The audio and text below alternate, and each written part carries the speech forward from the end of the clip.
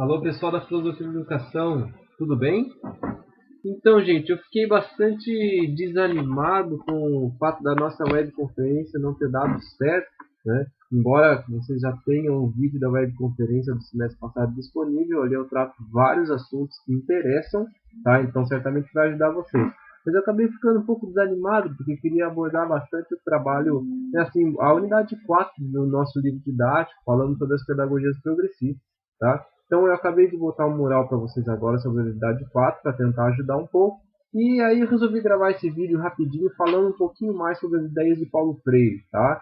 Que elas são abordadas no nosso livro didático, não com tanta profundidade quanto eu gostaria, né? Ainda pretendo rever esse conteúdo. Mas então aqui vão assim breves comentários, breves reflexões sobre esse grande educador brasileiro, grande nome assim internacional assim da pedagogia, da filosofia da educação, que é Paulo Freire. Tá certo? Então, assim, vocês talvez conheçam a história de Paulo Freire, bem no início dos anos 60, Paulo Freire assim começou assim a desenvolver realmente uma grande revolução na educação lá no Nordeste do Brasil, tá certo? Então, assim, ele foi desenvolvendo um método, tá? Que ficou conhecido como método Paulo Freire, né? Assim, um método de educação popular, tá? Paulo Freire era muito interessado na educação popular, não necessariamente na educação assim institucional, na educação da escola. Paulo Freire estava muito interessado na educação das pessoas do campo, principalmente, tal, mas das pessoas assim também das cidades, mas assim das pessoas mais marginalizadas pelo conhecimento. Quer dizer, como trazer um adulto que nunca estudou na vida, que passou a vida inteira na roça, né, a vida inteira assim trabalhando no campo, como alfabetizar essa pessoa? Como trazer para ele o conhecimento básico de domínio da língua portuguesa, né? De poder assim reestruturar esse conhecimento. Então, Paulo Freire parte desse contexto desenvolve um método assim revolucionário para alfabetizar essas pessoas, esses jovens e principalmente adultos. Né? Então, isso se desenvolve no início da década de 60 e começa a ganhar uma força muito grande, vira assim, um movimento mesmo popular muito forte. Tá? E por que, né, que isso assim se transforma e ganha essa força tão grande? Tá? Porque Paulo Freire não estava só interessado em alfabetizar, em ensinar a ler e escrever. Paulo Freire estava interessado em ensinar a pensar. E a partir do reconhecimento do próprio pensamento, começar a se familiarizar com as estruturas da língua, que é algo que a gente já usa, que todo mundo fala, todo mundo se comunica. Então, a ideia que Paulo Freire traz assim, fundamental, que é muito interessante, e isso pode ser usado assim, para a educação como um todo, é a ideia de que todo sujeito já tem consigo um conhecimento. Esse conhecimento é o conhecimento vivido, gente. É o conhecimento do mundo da vida, tá certo? Né? Todos nós temos conhecimento, tá? Mas esse conhecimento ele vem com as nossas experiências pessoais e não necessariamente ele vai coincidir com o conhecimento, seja acadêmico, assim como o conhecimento organizado intelectualmente.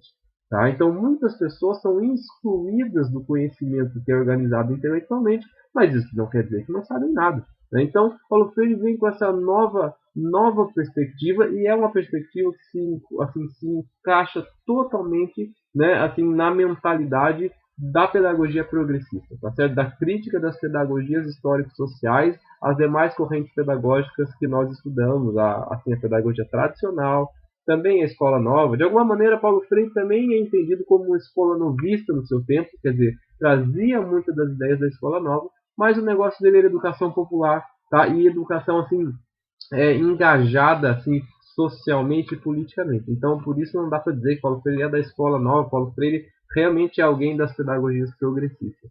Tá? Bom, mas de qualquer maneira, assim, o contexto, depois do que acontece, né? Freire assim, vai desenvolvendo e esse movimento começa a ganhar o Brasil, porque ele realmente estava conseguindo alfabetizar pessoas, tá? As experiências foram feitas assim, em vários estados do Nordeste brasileiro, alfabetizar jovens e adultos em coisa de um mês e meio, às vezes até 40 dias. Então, assim, foi um método revolucionário. Só que ele ensinava a ler e escrever porque ensinava assim, a pessoa a se reconhecer como um sujeito pensante, como um sujeito que atua realmente na realidade.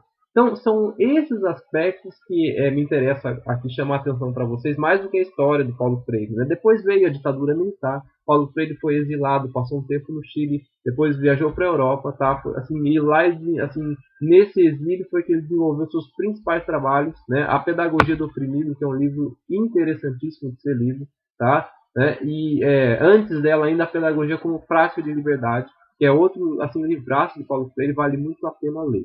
Tá? Mas assim, eu não tenho tanto tempo aqui para falar como uma conferência, então só vou chamar atenção para alguns aspectos que aparecem no livro didático que eu queria assim abrir um pouco mais. Tá? A noção assim de que Paulo Freire vem com uma ideia, tá? Uma ideia que vem da fenomenologia, vem do existencialismo, de que o ser humano é um sujeito inacabado, é um sujeito em obra, tá? Nada está dado, nada está assim plenamente determinado. Nós somos capazes de fazer e refazer a nossa vida e o contexto de vida a todo momento.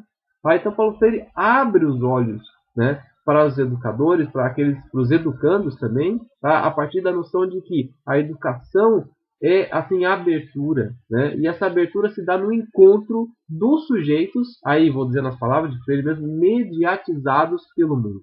Tá? Então, só nessa fala, Paulo Freire já quebra, para começar, com aquela noção dicotomizada de que a educação é a relação no sujeito do conhecimento e um objeto do conhecimento, tá? De que o professor, né, assim, é o sujeito que aplica o conhecimento, o aluno é o sujeito que recebe o conhecimento passivamente, e esse conhecimento é algo que pode ser transferido então, do professor, da cabeça do professor, que seja para a cabeça do aluno.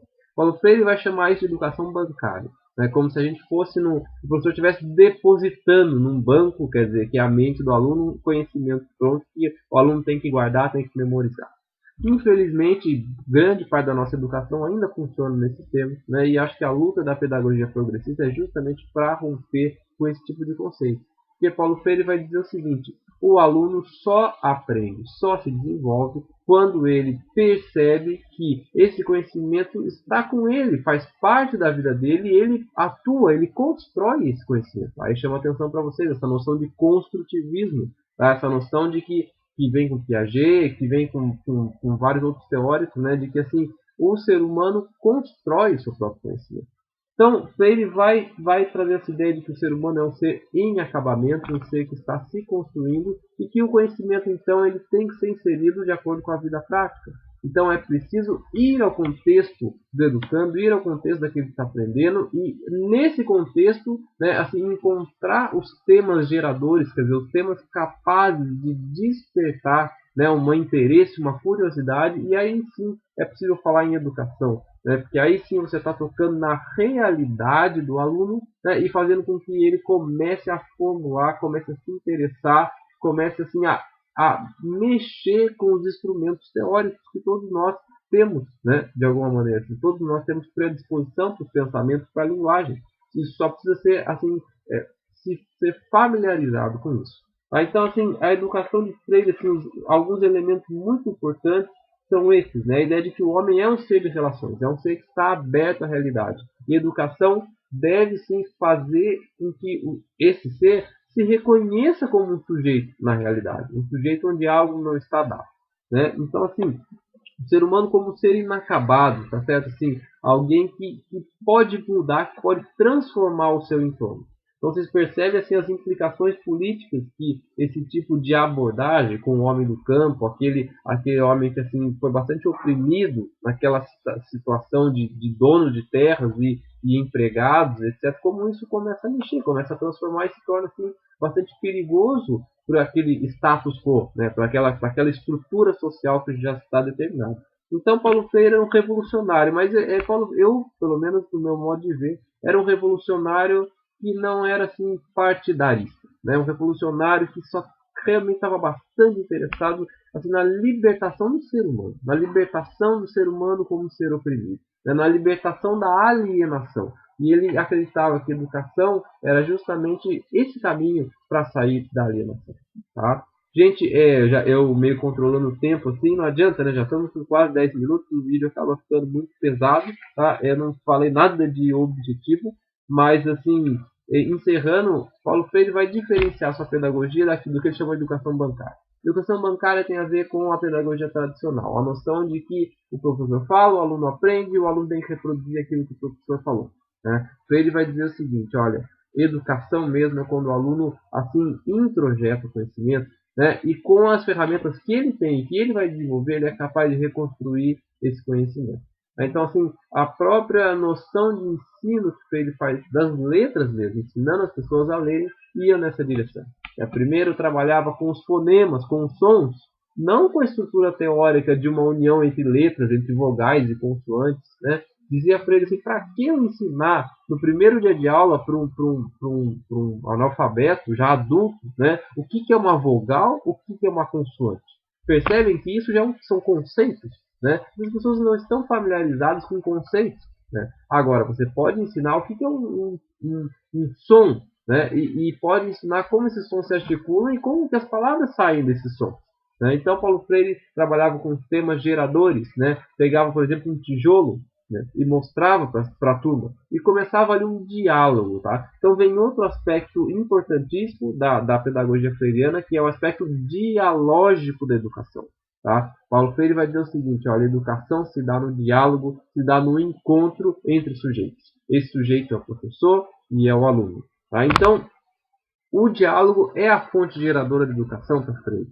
Tá? Então, por isso é uma educação dialógica, uma educação que está centrada na interação, na comunicação efetiva entre aluno e professor. E não simplesmente na transmissão de assim, elementos teóricos, onde o professor até percebe que o aluno não tem capacidade de assimilar aquele conteúdo, e o aluno até percebe que não entende o que o professor está falando, então um finge que ensina, outro finge que aprende.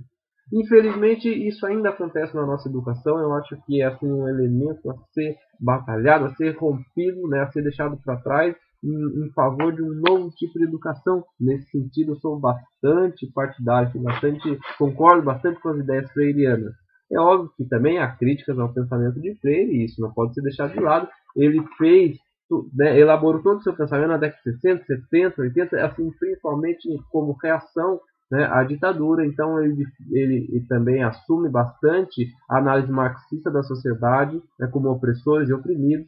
Né, quer dizer, a nossa sociedade capitalista hoje já é bem mais complexa do que o contexto da Auto Freire. Então eu acho que a gente não pode entrar numa ingenuidade também de simplesmente dividir entre opressores e oprimidos e querer aplicar essas reflexões de Freire assim, tal e qual nos dias de hoje.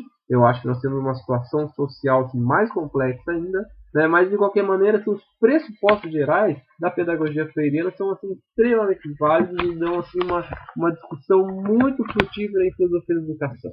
Tá? Então, para terminar, quer dizer, né, assim, não consegui passar grandes ideias aqui para vocês, mas eu chamo a atenção para esse livrinho aqui que eu gosto muito. Vamos ver se vocês vão conseguir enxergar. Chama Pedagogia da Autonomia, tá? Do Paulo Freire.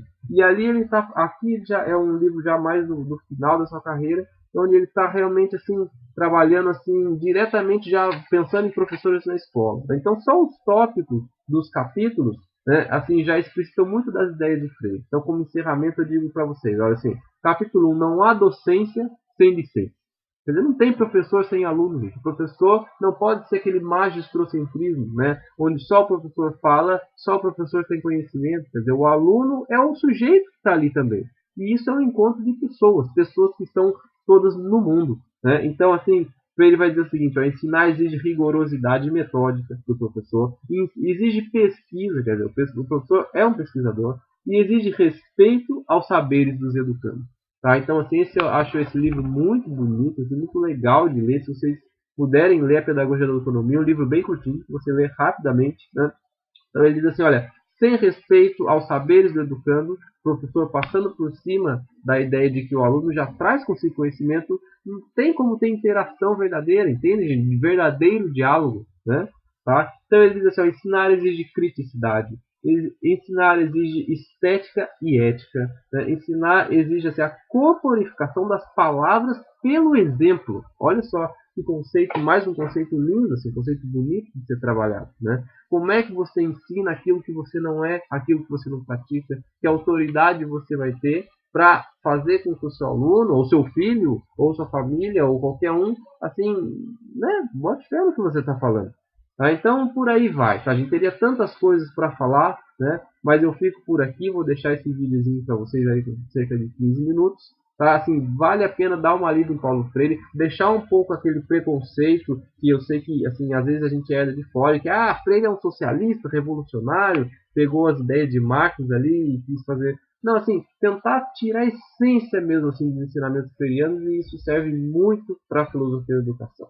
Tá bom, gente? Falei um monte, também não falei nada, mas fica por aqui uma breve tentativa de contribuição para os estudos de vocês na unidade 4. Amanhã eu venho com mais um mural para AP, para preparar a gente para a prova presencial. Beleza? Um abração, gente. Até mais. Tchau.